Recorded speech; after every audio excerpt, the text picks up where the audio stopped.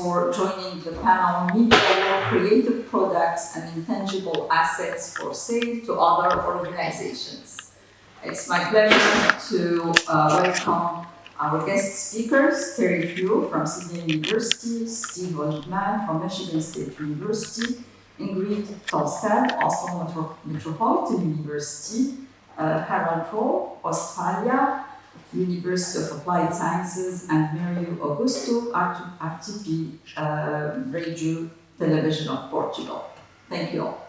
So we'll talk about intangible assets and this new economy. Why don't we start first by defining and understanding what is it meant by intangible assets in this new economy? We go with Terry? I'm reminded here of the classic definition of services, which is things that don't hurt when they fall on your foot. So in that respect, I guess we're talking about what Ellie referred to last night as a people-centred economy. He said, at the end of the day, the creative industries are a people-centred economy. We can have better technology, we can have better finance, we can have better management, etc. But at the end of the day, they are fundamentally defined by the quality and the creativity of the people. And so in that respect, I guess I would understand an intangible asset as being the relationship between people and the creative processes and practices with which they're associated, which are typically difficult to replicate. I think that would also be an important dimension of an intangible asset, that it's difficult to replicate.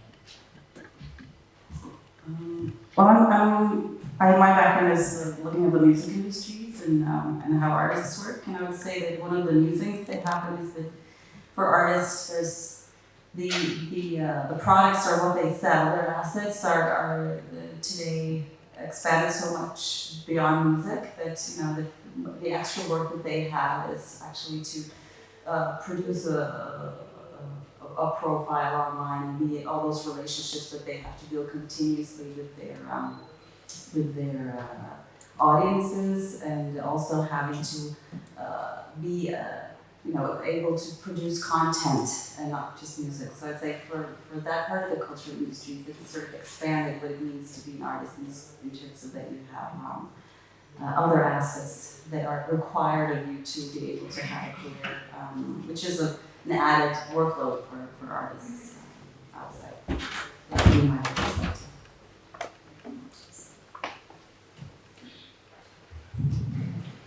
I was going to start by observing that what we consider to be an artistic product or a creative product, at least in media, is shaped very much by technology. And I wrote down some examples that it starts a little before my time, but if we go back far enough in terms of recording industry, that we were using 78 RPM discs, and it was understood that these things were inefficient. You couldn't get a whole lot of music on them prior to World War II. After World War II, we came out with the 45 and the LP. So 45 RPMs and 33 RPMs. And it was discovered there were a lot more songs on there. And because of that, suddenly the album becomes a statement of artistic intent. Like when you produce an album, presumably it has a theme, but before that we didn't have album-length compositions, album-length creation. And then the album sort of stayed there through developing tape decks and DVDs, CDs. But then online digital comes along and you can pick and choose. You can download individual songs and you can stream what you want. And now the album sort of fades away. It's still considered, because people talk about creating an album, but the primary unit of sale now really is the individual song. And so you transform it something new.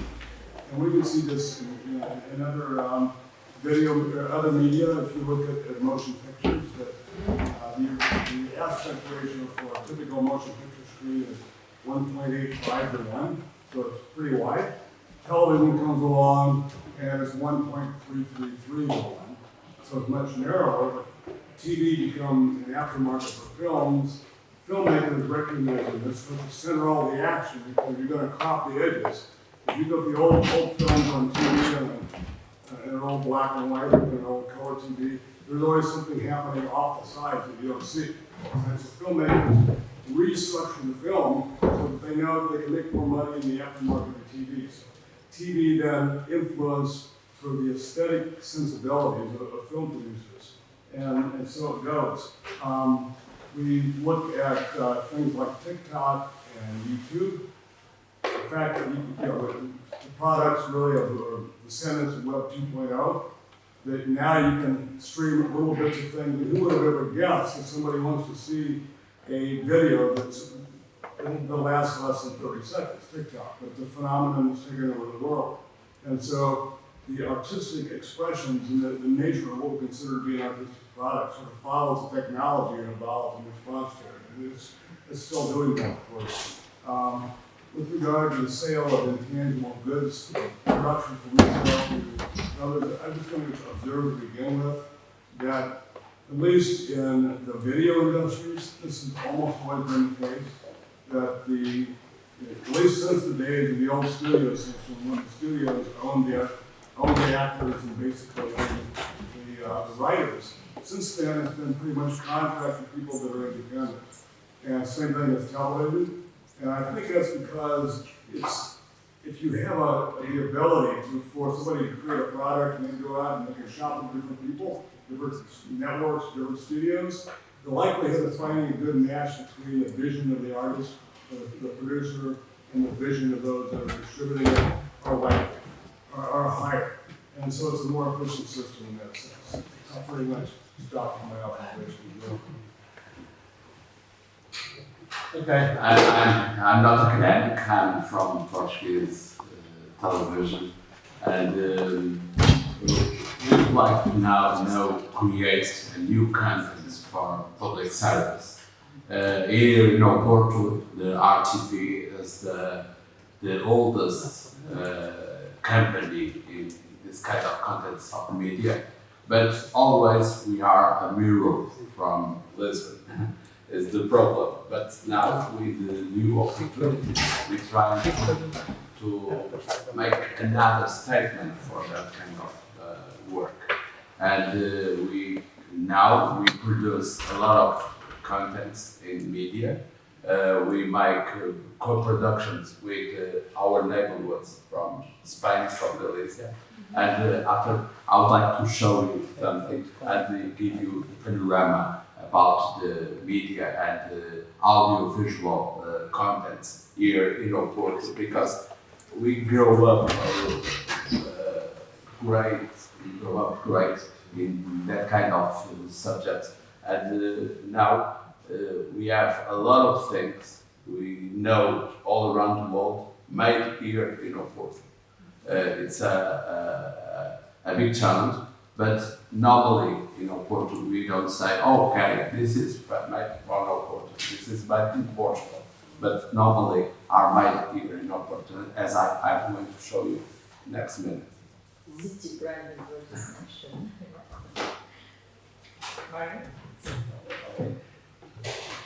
Yeah, thanks for having me on the panel. So for me, you mentioned really this morning one of the major questions for the entire conference.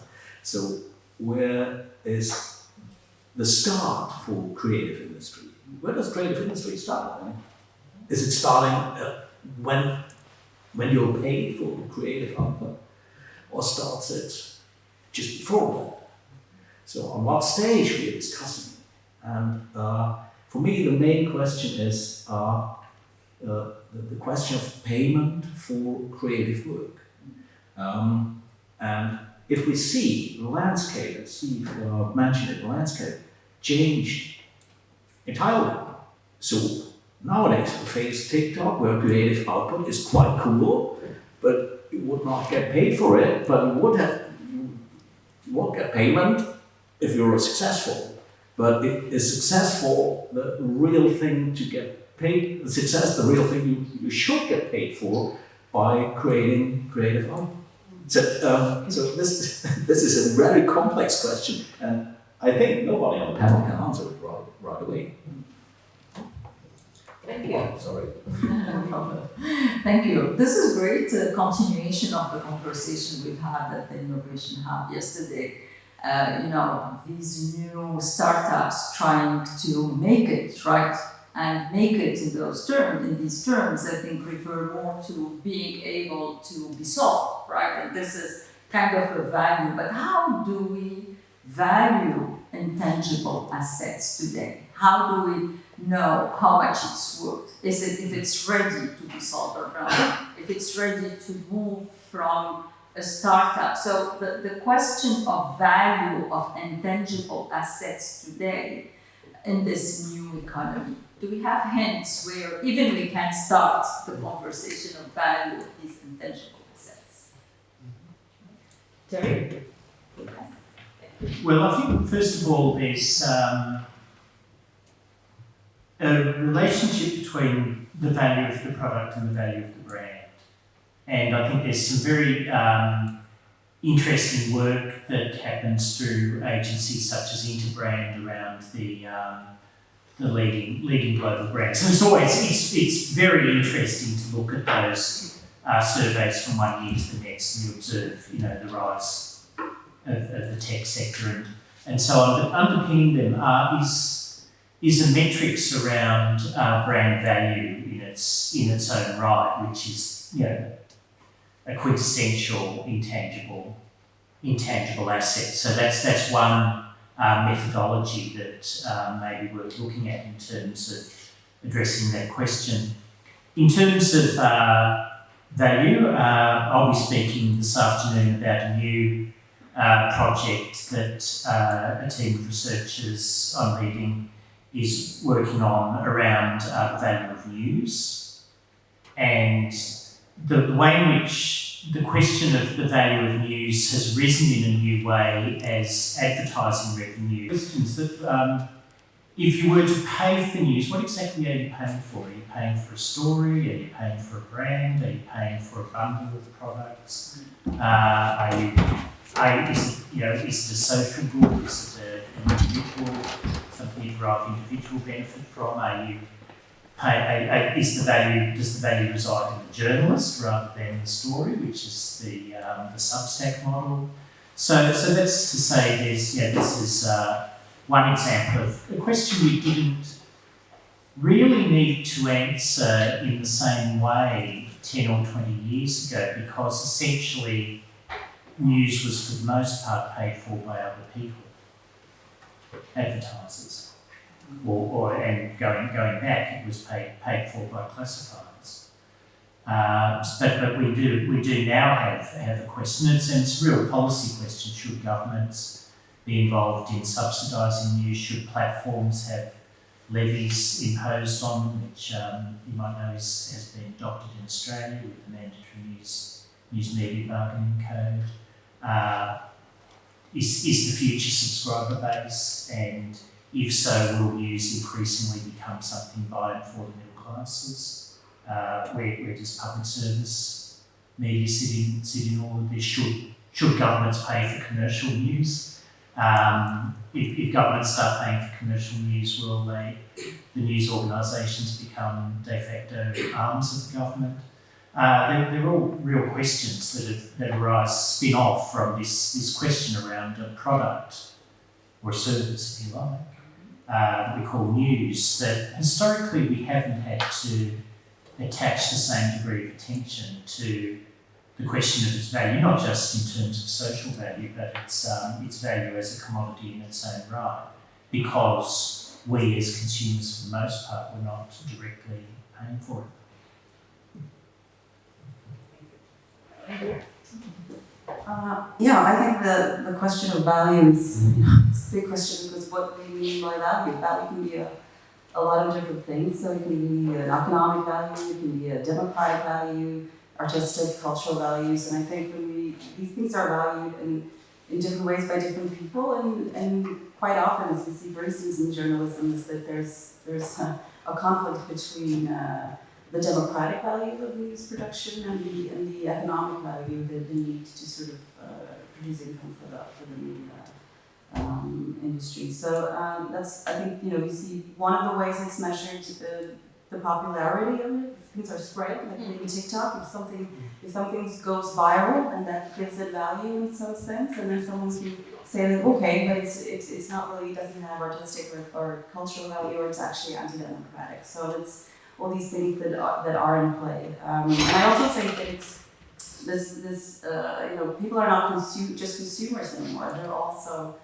producers, so they also contribute to the value production, and not necessarily in deed, but maybe in other types of value. For instance, in terms of having a spread and everything. So I think that's the question of how we evaluate things. I think that's really at the core of what goes on in media and society, because that's where a lot of the different interests and the values and political issues also play out in who owns the definition of what the value of this is.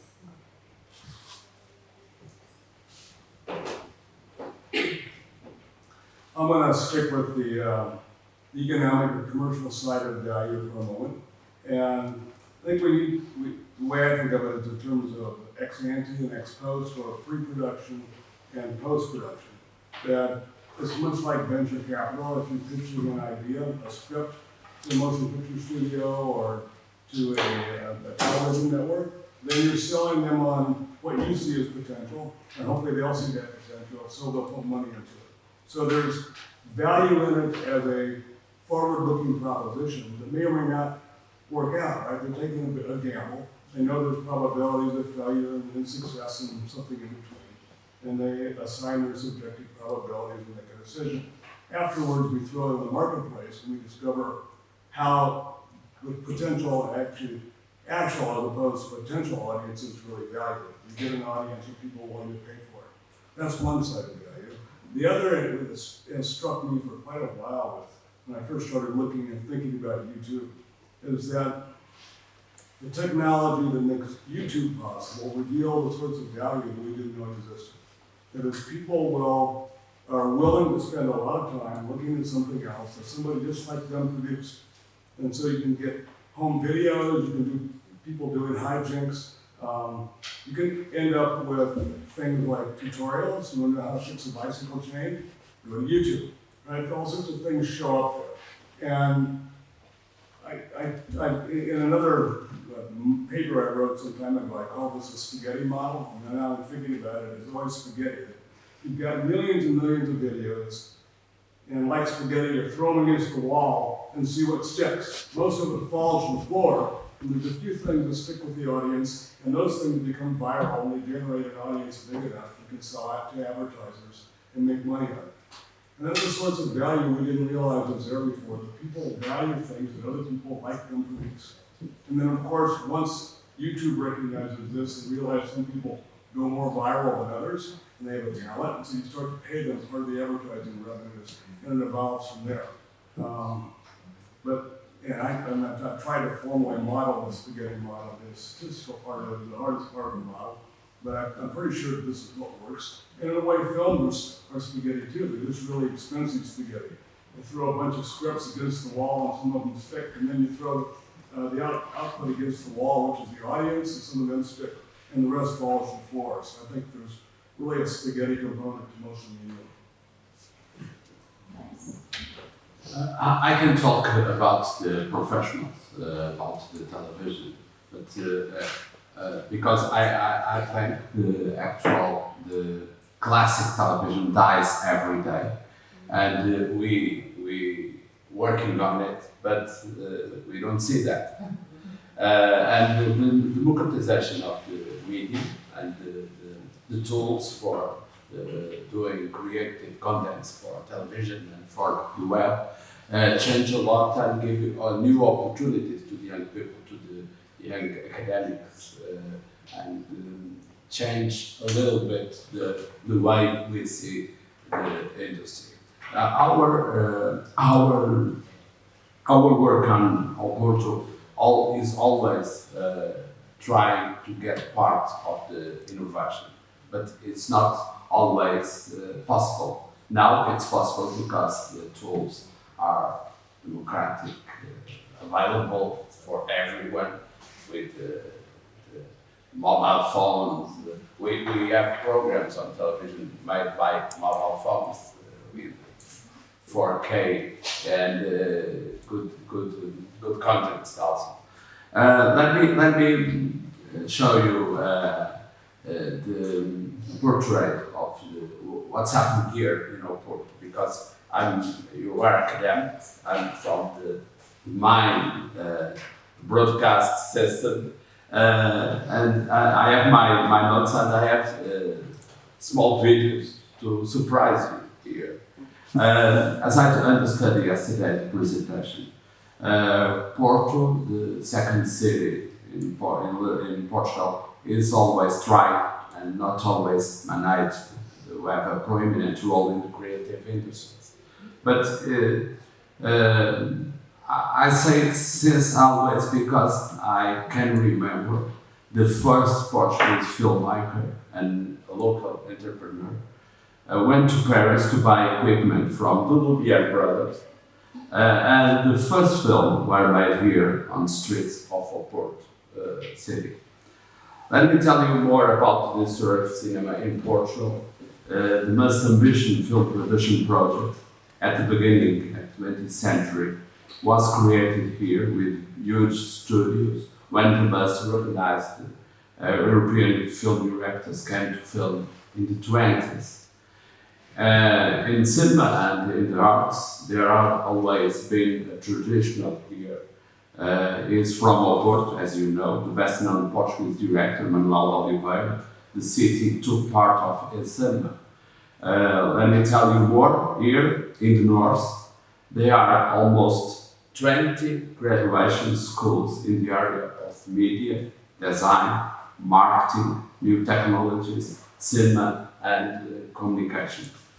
We live in a new reality. Until 10 years ago, as I told you yesterday, all professionals want to make a career in this service had to go to the capital, to Lisbon. It's still a bit like that today. In Central Lisbon still felt a lot of this areas, but it's changing a lot. Today in Oporto we have software houses that work for London and United States companies. Disney Channel, as here on the other side of the river, Vila Nova de Gaia, the voiceover studios for the Portuguese and content that is a bit in Portugal. And I tell you more, the city of Braga is about 15 kilometers from here, is the base for the important post-production and CGI studios of the Nuboyana Studios, which does visual effects for major Hollywood productions. They became experts in explosion scenes, fire and smoke scenes, are very specifically, technically specialists. Part of what I'm going to show you was produced in Braga. It's fourth city in Portugal, close to Oporto. Porto is second, Braga is fourth or fifth, probably. The biggest Hollywood movies always need this company in a small town in Braga. Let me show you what I tell you. Oh, I have no internet. Well, but in the other laptop you have. Esta aqui. E no outro tem computador. Tem internet. Mas o outro eu não sei. Eu não tenho namorada. Eu não posso. Qual a ligação? Não foi. Ok. A suggestion. Ok. So maybe we go in there. Yeah. Right.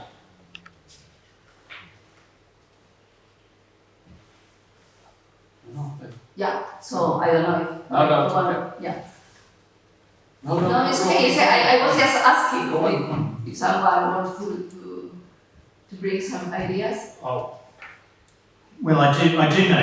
I've noted over the last couple of days I've been past the David Ricardo building. Last night I was heading home through David Ricardo Street.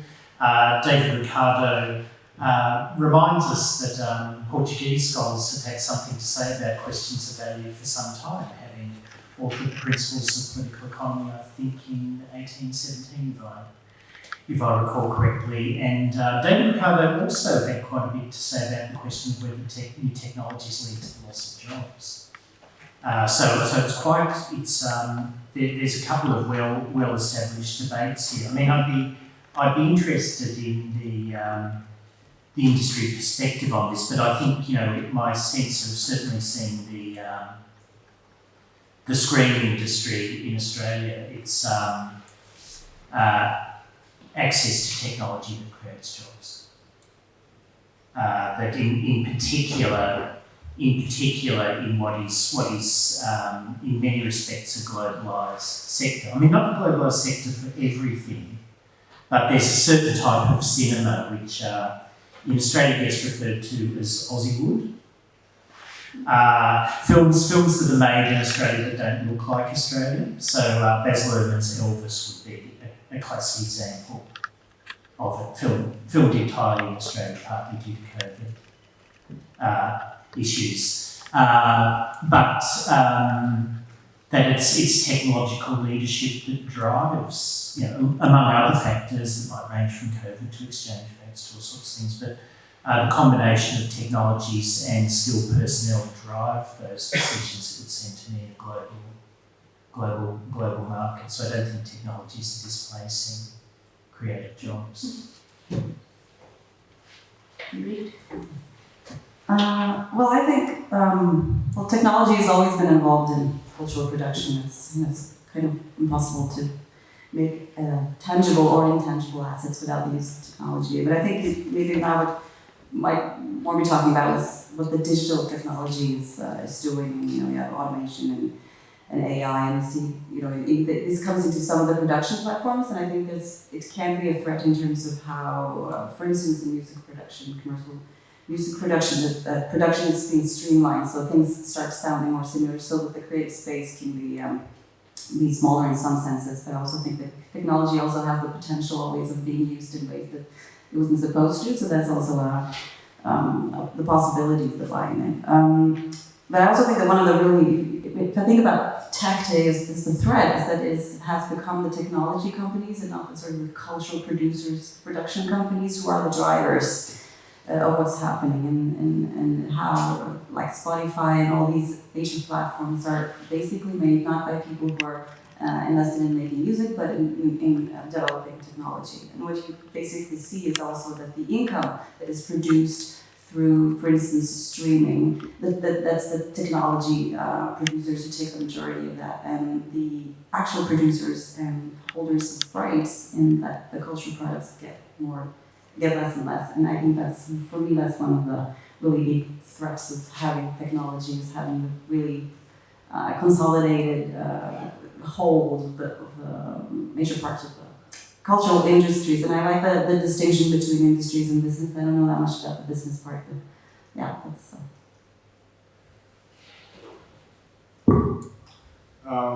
As Terry implied, this is a discussion in the macro sense that's been going on for centuries. You can go back to the Luddites trying to destroy the factories in Britain because they were eliminating jobs and being produced outside of the factory. Right? The factory system failed, and now the factory system is being supplanted. When automation became a big thing back in the 40s and 50s, again, there was a concern that we would end up with massive unemployment, but unemployment stayed pretty much the same. The observed trend is that while the nature of work has changed, we always create a demand for new kinds of workers. Now, that doesn't have to go forward into the future. There's currently a technological optimist side and a pessimist side. The pessimist, most prominent is Professor Gordon at Northwestern University in the Business School. And probably the most prominent optimist is Eric Brimilson, who's a little at MIT, maybe going to Stanford now. But again in the Business School, where he says, technology complements human labor. In a way that makes it more productive. And the question becomes, what do we do with extra productivity? And I do recall reading articles that were written back in the 50s. And before I was reading tech articles, but saying, well, we're getting so much more productive due to automation that we can accomplish with half the amount of labor what we used to do with a full week. What are we going to do with all that leisure time? Right? Well, the leisure time has pretty much been eaten up by people finding other ways to work. And rather than, and maybe it would be a better way to live your life, to take the surplus and to live life in a more leisurely fashion. But people have, you know, the rat race went on no matter what. And I think when we're looking at the artistic industries, the cultural industries, what we see is one type of labor being supplanted by another. That a lot of, because you can produce pretty high quality recordings in your home studio with a few $1,000s, a lot of people are doing that. Of course, that's displacing people that would have been doing it in a professional studio. It's still labor, right? But it's not being compensated in the same way. It doesn't show up on the as a visible market transaction. So my feeling is, I tend to be on the optimistic side just because history has always worked out that way. And there is a tendency to see what can be lost, because that's tangible right now, but the gains that come are ones that will materialize in the future, and it's always easier to see the tangible present versus the intangible future. And so there's a tendency to prioritize the present over the future, partly because the present can vote, right? It has political weight, and the future doesn't. Well, there are investors, but they're a small fraction. And so I guess I'm sort of a pro-technology, on the pro-technology side of this. Very good. Maybe we go with Harold, and then we will have Mario continue. All right, thanks a lot for this technological aspect on the story. The better the technology, the more relevant the quality of content gets, from my perspective. So if you take journalism, in journalism, some of the journalists are really forced to put their stories no longer into plain text, than into storytelling, into multimedia stories, and this has to be creatively. It has to be set differently in the way you produce, and you have to be more creative by using the technology. But there's other aspect in this kind of view on the field. I had an interview with the manager of IMMAA. IMMAA is one of the biggest suppliers for cameras, for professional cameras. And he said, Harold, we have to face it. Technology is more and more like a commodity. So the technological process is no longer a sophisticated thing of creating stuff, but it's a commodity. And the strategy of IMMAA was to still be first in technology, to keep the status, and secondly, to increase the service surrounding the technology. So it's a shift in the management concept in the company, and that's quite interesting. So technology or technological moving forward that gives us a chance to enhance service surrounding the technology. Probably we have a swing back that journalism gets more relevant in the future with that concept in our head.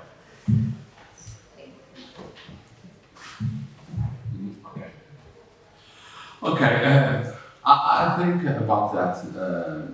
The technology is just a tool for creativity, but it helps a lot now to develop in networking.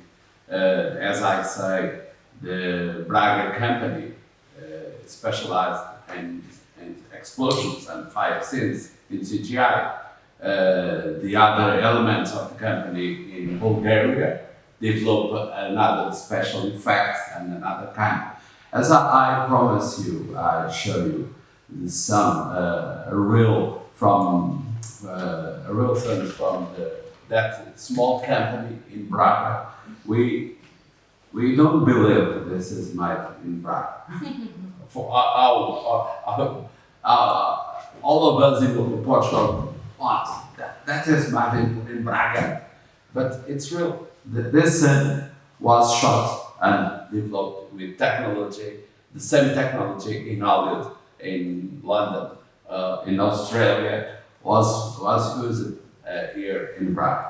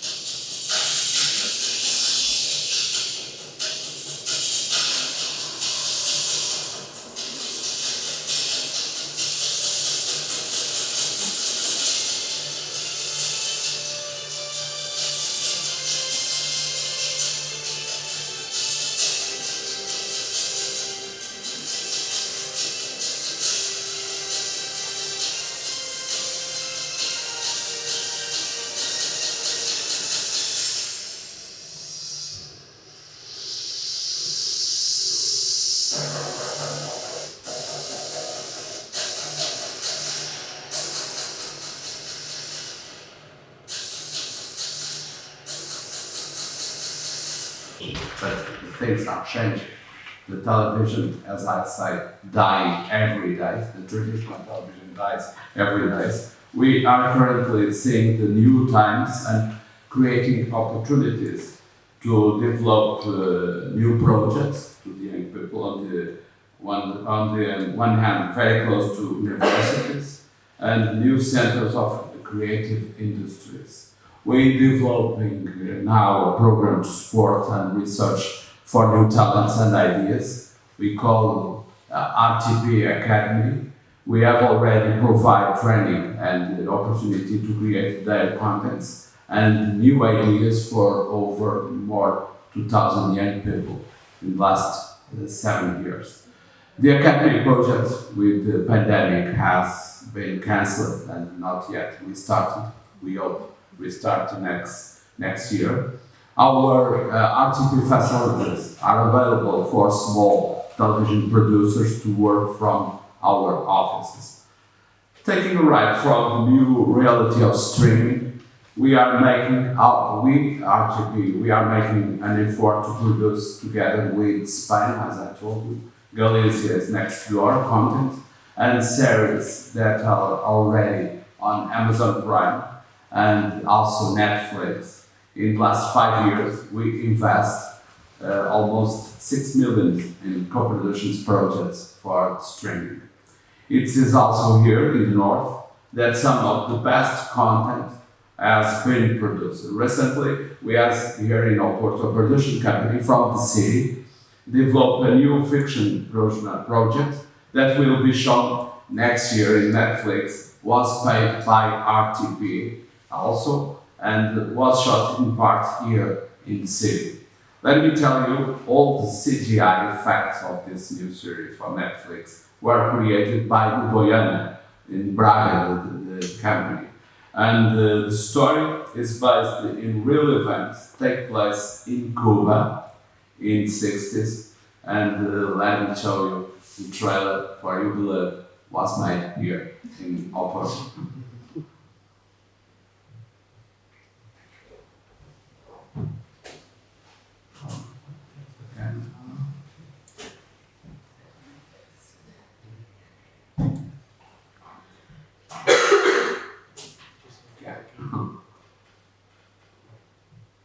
Sorry, I'll show you. I'm trying my internet again.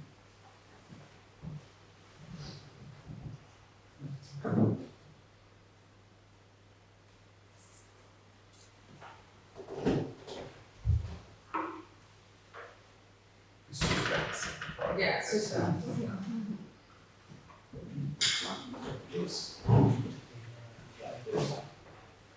You can use that computer. Não consigo passar para lá a morada. Okay, I tried to. Okay. Login. With not subtitles. When you talk about the login, just put login for you. Colocar isso no Gosto de colocar o login da Universidade do Porto. Please try and shoot your next what you use. I saw, but I have no permission.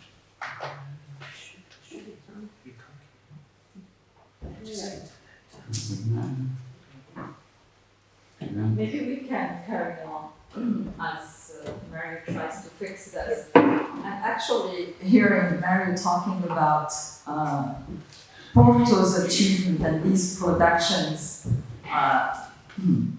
being proud, so proud of it, and rightly so, makes me think of these assets as key factors, key competitive factor for economic development nowadays.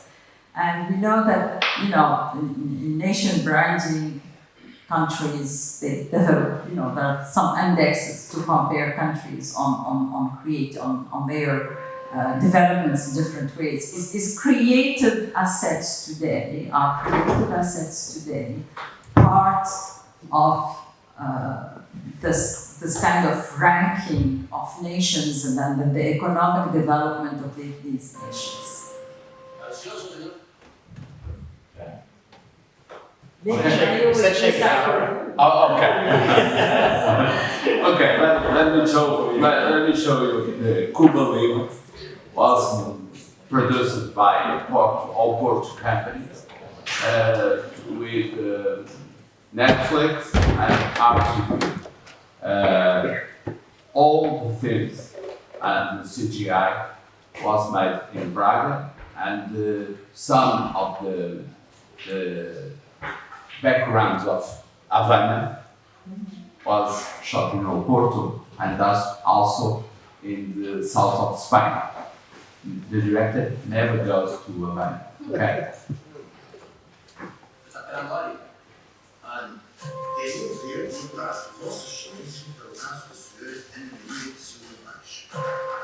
E eu pensei que neste tipo de concurso não era preciso saber falar. Era surgimento conhecido em Havana pelas suas inclinações estadistas. Quer ser mais que apenas uma cara bonita. Precisa ainda a sua profunda atenção pela obra e personalidade do Che Guevara, que conhecia pessoalmente. Pelo comentarimento. Qual será o teu nome? Annie. Me gustaría. Annie. É estranho, mas ainda agora é difícil recordar a nossa história. Quase tão difícil como foi vivê-la. Tem uma coisa sobre que não é, e é assim. Eu simpatizo muito com a vossa relação. E eu simpatizo muito contigo. O problema não foram as novas amizades que a Annie fez por lá. A Annie ficou do lado dos comandos durante a crise dos mísseis.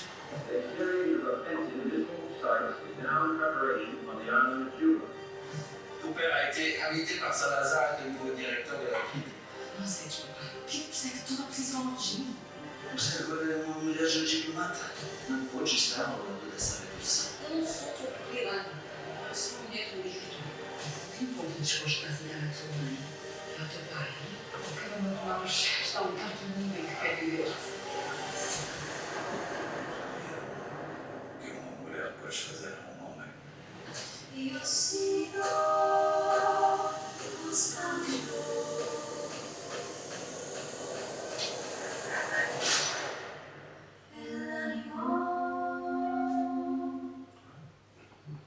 Okay, we don't need to go to Lisbon, we don't need to go to London to produce this kind of huge, to produce this kind of new subject for television and for streaming. Because actually we have all kind of tools, all kind of technology, the same softwares are used in Braga or IMMAA or Porto here in the university. It's same with Pixar, Disney or all kind. They have specifically tools developed by the company. But if you have ideas, if you have new creators, we have time and we have subjects to develop.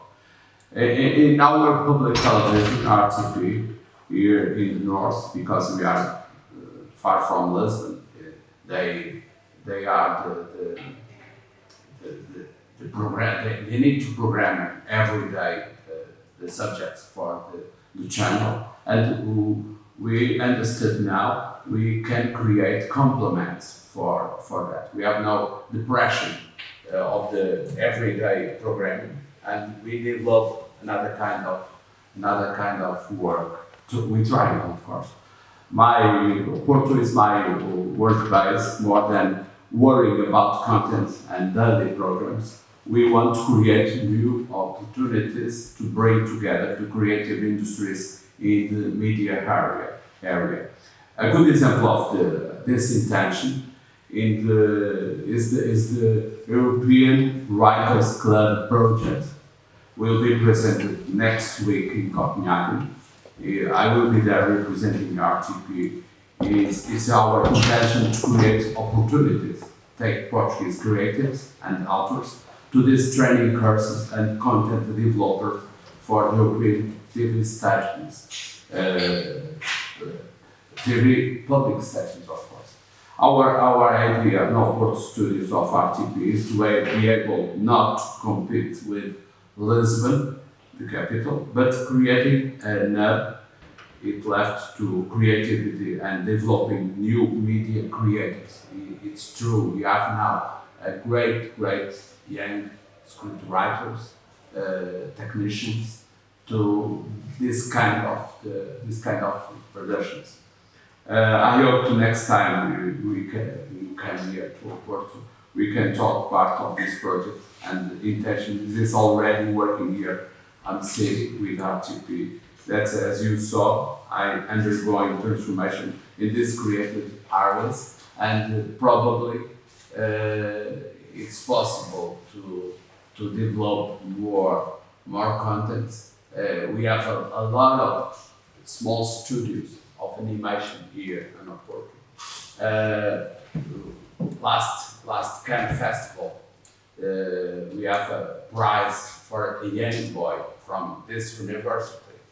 Develop a small animation movie with CGI, but it's all drawing movie.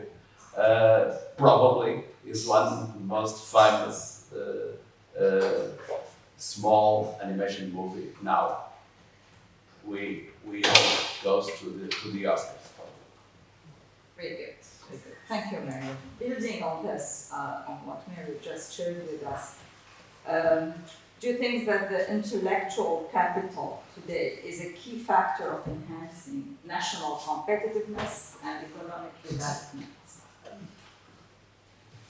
Yeah, this national development. The second is at best an incidental byproduct of the first. I think that we can fall into. I'm not positing this as a kind of naive globalism, but we can fall into the fallacy of seeing the nation as an economic actor, if I was to put it that way, as distinct from a kind of a statistical aggregation at one level and a set of institutions that underpin certain things at the other. But intellectual capital per se doesn't belong to nations. Nations can at best facilitate, or can. Nations can facilitate, they definitely can suppress intellectual capital. There's no doubt governments have the capacity to suppress ideas. Do they have the capacity to foster new ideas? Well, to some extent, but I think that I think we can get a little caught into a kind of, I think, sort of supply side trap here, which is to say that everyone. There was a time in the 1990s and early 2000s where everyone wanted to create the next Silicon Valley. Okay? Malaysia cleared a large tract of land about 100 kilometres north of Kuala Lumpur, created a whole new system of government around it. It was called Cyberjaya, and this was going to be, and it had a whole different government structure to the rest of the country. And this was going to be Asia's Silicon Valley. Needless to say, the jungle weeds have more or less overgrown Cyberjaya and whatever it does now. Well, it's not Asia's Silicon Valley. Singapore would present itself as the Boston of the South, with the National University of Singapore as Harvard and Nanyang as MIT. I've heard of vice chancellors in at least 2 Australian cities describe their university as the MIT of the South. These things don't. Yeah, so you get this kind of replication, and you did certainly get it for a time with creative industries. Okay, so there'd be a lot of, well, what's the template, and how do we bring the template over here? Which was, if you were an expert in the field, it was nice because you got flown to lots of interesting places, and people would say, well, what's the formula? What's the formula? So, well, the formula is you do this, you have bike paths, creative clusters, good tech, broadband. There's a checklist of things you have. But it doesn't, it's not in and of itself going to give you a thriving creative industries sector. So I think the question of, so I think we do need to keep the question of the human capability somewhat separate from the developmental model. I'm just going to do an example from Norway. We're a very small country, and we've been living on the oil, and we keep talking about, we have to develop technology and all these things, but we don't really necessarily do it to the extent that we should. But in Norway was for many years a very small actor in the music industry internationally, but for the last 15 years there's certainly been a shift, and I think there were kind of 2 things that happened there, and one of them was professionalization, to make sure that people have more competence and more knowledge about producing culture or producing music. And instead of saying, that we are going to make a hub for something in Norway, I think the really key element is to be in contact and build relations with the outside world. I think that was really the key for Norway. So now Norway has suddenly become an international exporter of particularly popular music, both in songwriting, production, and in terms of artists. And that's been a very, very deliberate work. And I think that also has to do with, say, nations or whatever, they have different policies or cultural policies that they work by. And from a Norwegian perspective, it's been very, Norwegians are very, any government, no matter where you are on the political spectrum, will think that it's important for the government and the state to fund and be involved in, making cultural production happen. So they do a lot of public funding, a lot of public initiatives, to sort of also feed into the commercial part of it. So that was, I think there are very different ways nations go about it, and it has to do with the specific cultural setting and the national history, etc. For how you should go about that.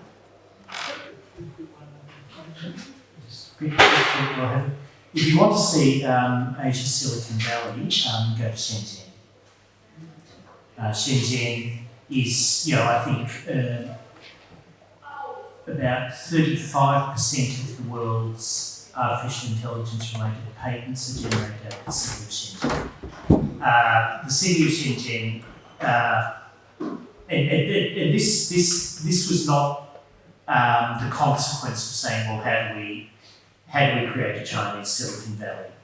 This was the consequence of a quite different set of decisions, which go back to Deng Xiaoping, which is how are we going to create the export processing zones that were making the first steps post Mao to open up to the West, and that's what Shenzhen was one of the 4 designated cities and was the most successful. It benefited from its proximity to Hong Kong, and used to be the place where your iPhone was made. Okay, most tech that was made in China was made in Shenzhen, and what's happened there's been a process of moving up the value chain. The production moved into other proximate cities such as Dongguan, Guangzhou, etc. The recognition that the value add was not in the manufacture of technologies being developed by companies from other countries, but was actually about developing your own IP, and so it is the, if you want to see Asia Silicon Valley, go to Shenzhen, but its history, its status in that respect doesn't come from policymakers saying, we need an Asian Silicon Valley, what do we need to do? It comes out of a quite different historical and institutional trajectory. Great. We'll hear from Steve and Harold, and then we'll open the floor to questions. You know, pick up a bit on what Terry was saying, and I mean, if we look at Silicon Valley did not emerge as part of some planned development of a technological hub in the Bay Area, around Stanford and Berkeley and San Jose and so forth. It just emerged organically. And what Silicon Valley is, and in some ways it's a misnomer now. It used to be a place where chips were made. And chip production has gone elsewhere in the world, right? It's where ideas are created. That is, people get together and one idea gives its offspring to other sets of ideas, and they interact. And talent, the ideas are in the heads of talent, and the talent moves around. And it's a place where talent can be exchanged, ideas can be exchanged, and it's kind of a natural agglomeration. But it happened organically. It built up around the silicon and companies like Hewlett-Packard and the early Apple and so forth. But then it grew to something much, much bigger. I think it was very, very difficult to start at Silicon Valley. You're talking about the Chinese. Silicon Valley had emerged organically. We have Silicon Alley in New York, and we have a Boston corridor that is sort of technology oriented. Again, these things are things that emerge organically. And we can look at Hollywood in the same way. That it's this agglomeration of talent, and it creates these mix and match opportunities as well as the ability to learn from others. And it's really the stuff that's in people's heads that makes us work. And so maybe infrastructure makes it attractive to bring those people in, but if there's sort of a chicken and egg problem, nobody wants to go where nobody else is, right? So how do you get the ball rolling? I think that's a challenge, and I don't have an answer to that, but I think the notion that we're going to just create our own Silicon Valley, that the Malaysian example that Terry gave us is a good example of saying, well, you can put all the money you want into this, but if you can't bring in the talent and keep it there and create an environment in which it can feed on itself, right, and self-replicate, you won't get anything out of it. And I think that's sort of, we see these agglomerations. Detroit used to be that way for autos. Autos is a different kind of technology now. But what creates these technology, these economic clusters has been studied a lot. I don't know if we have really any really good explanations for this. I think that's an interesting question for, I'm really convinced that that you're able to support creative industries. And I think we all have this inner feeling that we would like to be able. And I remember the 90s, and in the 90s we had a hotspot in Munich, and Castulas also would know about that. We had a hotspot in Munich where really creative teams emerged in animation and in doing special effects. And several of my friends worked in these companies in Munich. It took about 4 years to bring them all to Hollywood. It was about 4 years. And this was let me say, the old way to do it.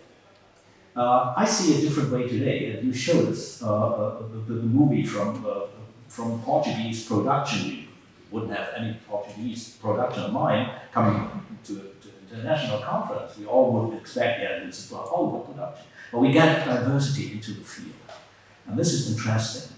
And we get the old system, from my perspective, was to get all these famous directors, all the Spanish guys, really famous directors and possibilities compared to Hollywood because of the light. So I think we get more and more diversity, and this is changing. Creative industries are changing, and yes, in your first question, you asked whether there could be a ranking. That made me to think about. So, can we get a ranking? Is there a ranking? Can we get a ranking to rank culture? Or can we get an index to rank it? And who is framing the index? Who is setting the standards? So let us do it the other way around. Let us bomb the standards. Let us do something. Let us do different things. Let us create videos from TikTok spots, or let us create evening movies from created from YouTubers. We get the chance for technologies these days. Thank you so much. That's Sorry. great. Questions? Comments? Yes, please. First, a comment and a couple of very quick questions. As an American, I feel really uncomfortable seeing that Portugal is so good at blowing stuff up because we used to be the experts. It looks like that ability is being more distributed. I was wondering if you, Mario, could speak a little bit to how Portuguese people working in the animation and special effects, what's sort of their path for training. Because I'm also thinking of the nexus between Silicon Valley and Hollywood in terms of a competitive advantage for Hollywood having access to special effects and all the cool stuff, right? Is that sort of diminishing now as there's more ability within smaller markets like Portugal to do that on their own? And then for Harold, I was wondering if you or anybody on the panel might like to speak to Hollywood diminishing as sort of a credential for directors to have. I could see where it would be less important than it was maybe 10 or 20 years ago, but then I was also thinking like having that stamp of approval with an Emmy or a Golden Globe or an Academy Award, is that still sort of a currency that people in film and television work in, so that Hollywood might still be attracting international talent just for that, not necessarily to live in Southern California and do the whole Hollywood schmooze thing. As you know, actually, Hollywood is just a label, because all the huge produced movies, just like Dune, was shot in Budapest. Indiana Jones around London, and Star Wars, London and Spain and Italy.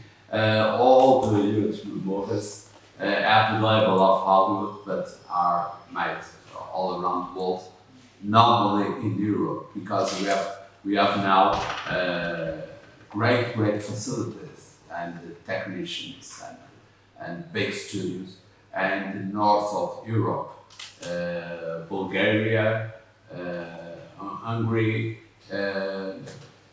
London, of course.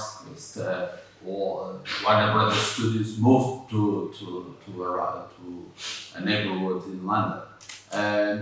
I think the all regions became specialized in some kind of part of the job, and the animation is the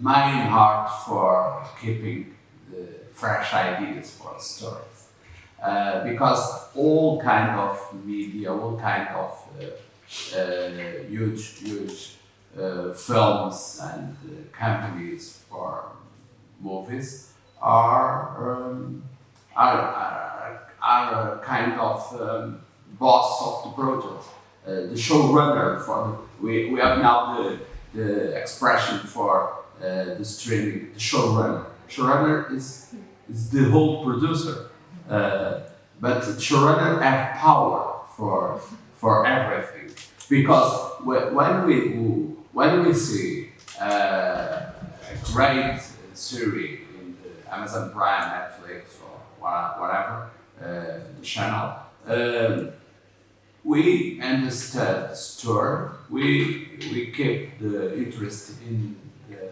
subject of the episodes, and each episode was directed by a different director. It's a new level for this kind of jobs.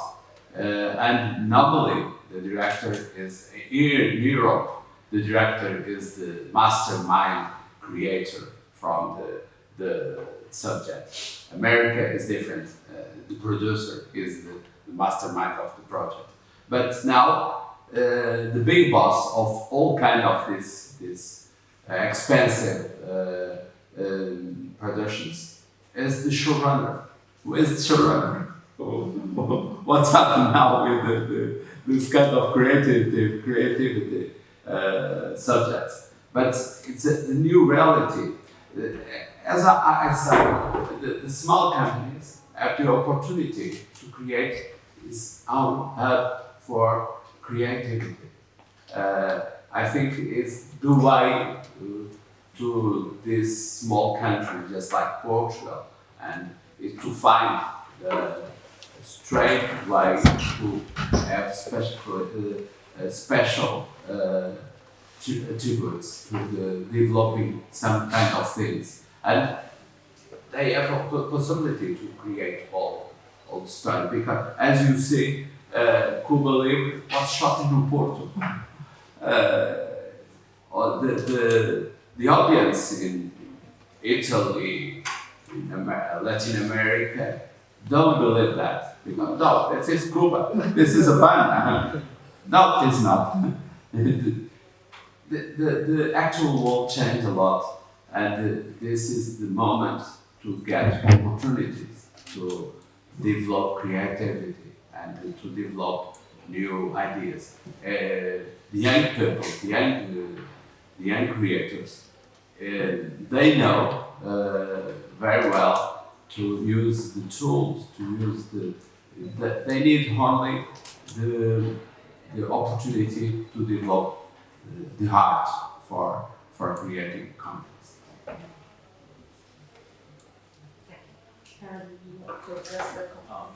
Sure, I'm absolutely with you. So, if you would like to stay on the top, try to get glamour into your sport, and try to not lose it. And this is the thing Hollywood manages quite well. So to get the glamour into it, but I think it's spreading up. Production spreading up, and perhaps what we see is that there are, from a European perspective, we see that more and more Euro ideas, like in the 1920s, more and more Euro ideas are convincing the American system. And so if you see the production line from Netflix, you see plenty of special Euro views on the world. Take the as one of the most famous serials on Netflix. This is a special Spanish view on the world. It's not a German view, it's not a Norwegian view, it's not an American. It's really now, and how is this other serial called, with the same actor playing in Valencia? I give you the hint on the program, on the serial later. And it's also very Spanish-like. And this wasn't possible 30 years ago. from my perspective. So I think some things has changed, but Hollywood managed to stay tuned. And I think if you would like to hold or to keep your position, you need to keep the glamour. You need, even Silicon Valley needs to keep its special glamour or its special energy. And perhaps we have to discuss our energy levels instead of rankings or indexes. And energy level is a nice term for it, I think, but it's not tangible. It's intangible. Perfect. We can go with the new terminology. I like this. Please. Yeah, I'd like to address the generational aspect here, because a lot of you kind of have mentioned that there's young people who are producers of cultural content in a way that we haven't seen before. You have teenagers producing like hundreds of videos every day and sharing that in the social media spheres, and there's political change now going on in Iran because the young girls are posting videos and photos of their revolutionary acts in the streets in their schools. So I would like to challenge the panel, where are the blind spots in this academic discussion about intangible assets and the cultural and creative production, because we don't have any teenagers or youth or young people in the panel or in the audience here. How would this discussion look like if we had some representatives here that would just not just talk about, but talk with, that are in this new generation of really massive creative production.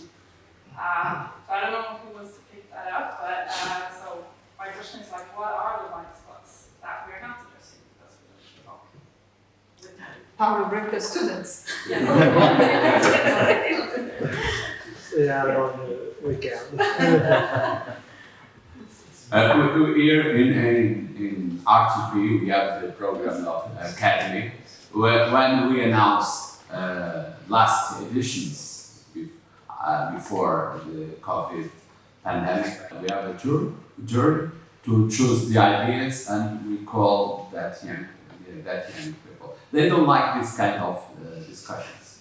They like fresh confront with the ideas, the contents, the hubs, the place, just like the yesterday place of the hub technology, because they promote that kind of collaborative concept. I think that's the way to seduce the young people with the ideas. At risk of being, sorry, did you? It was just a quick question about this, if there are young people or teenagers in the jury as well, because they will be the consumers, Yeah. Are they? No, not only just young people for the project. And after we choose the ideas, we promote the discussion between the participants, and we pay to produce that. They have professional teams with the group to develop the process, or they know the way to do it in the professional ambience. That's why this is a young people project. At risk of being an old person talking about young people, I'd hazard two observations. One would be, I think there's less